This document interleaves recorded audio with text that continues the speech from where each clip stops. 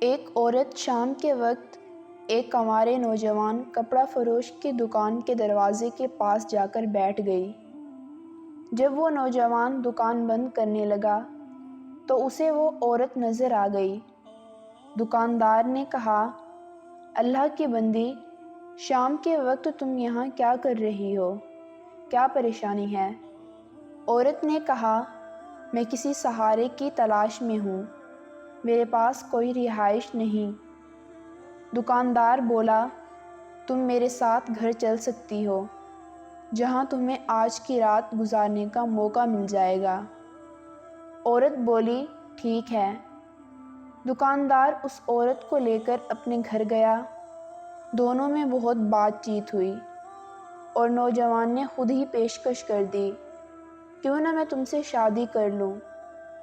عورت نے اس کی پیشکش قبول کر لی۔ گواہوں کو بلایا گیا، امام مسجد آیا، اس نے نکاح پڑھا اور دونوں کی شادی ہو گئی۔ شادی کے 3 دن گزرے تھے کہ چوتھے دن دکاندار کے گھر ایک آدمی چند عورتوں کو لے کر آیا۔ دکاندار نے پوچھا، آپ کون لوگ ہیں؟ کہاں سے آئے ہیں اور کیا مقصد ہے؟ آنے والوں نے بتایا، ہم سب اس لڑکی کے قریبی رشتہ دار ہیں، اس کے چچا زاد بہن بھائی ہیں۔ جب ہمیں آپ کے بارے میں معلوم ہوا کہ آپ نے ہماری رشتہ دار لڑکی کی زندگی کو سہارا دیا ہے اور اس کو اپنا شریک حیات بنا لیا ہے، تو ہمیں بہت ہی زیادہ خوشی ہوئی اور آپ کی شرافت اور اعلیٰ کردار سے ہم بہت متاثر ہوئے۔ ہمارے یہاں آنے کا مقصد یہ ہے کہ ہمارے گھر ایک شادی ہے جس میں آپ کی بیوی کی شرکت ناگزیر ہے، اس لیے ہم اسے چند دنوں کے لیے اپنے ساتھ لے جانا چاہتے ہیں۔ آپ اگر اسے ہمارے ساتھ جانے دیں تو مہربانی ہوگی۔ دکاندار یہ باتیں سن کر اپنی بیوی کے پاس گیا اور اسے ان کی خواہش سے آگاہ کیا۔ بیوی نے کہا، ان کو واپس بھیج دو، مجھے ان کے ساتھ ہرگز نہ بھیجنا۔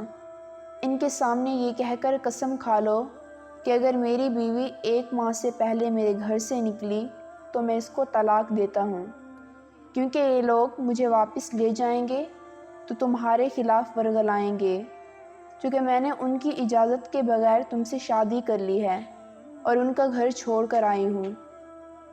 معلوم نہیں انہیں ہمارا پتہ کس نے بتا دیا۔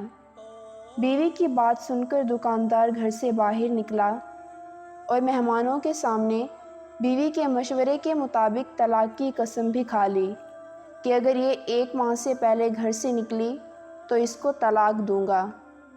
مہمان لوگ مایوس ہو کر واپس چلے گئے۔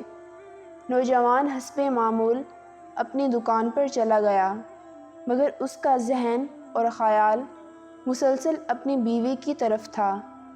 اس کا کاروبار میں بھی دل نہیں لگ رہا تھا۔ ادھر اس کی بیوی اس کی عدم موجودگی کا فائدہ اٹھاتے ہوئے اس کے گھر سے کچھ لیے بغیر اپنے گھر چلی گئی۔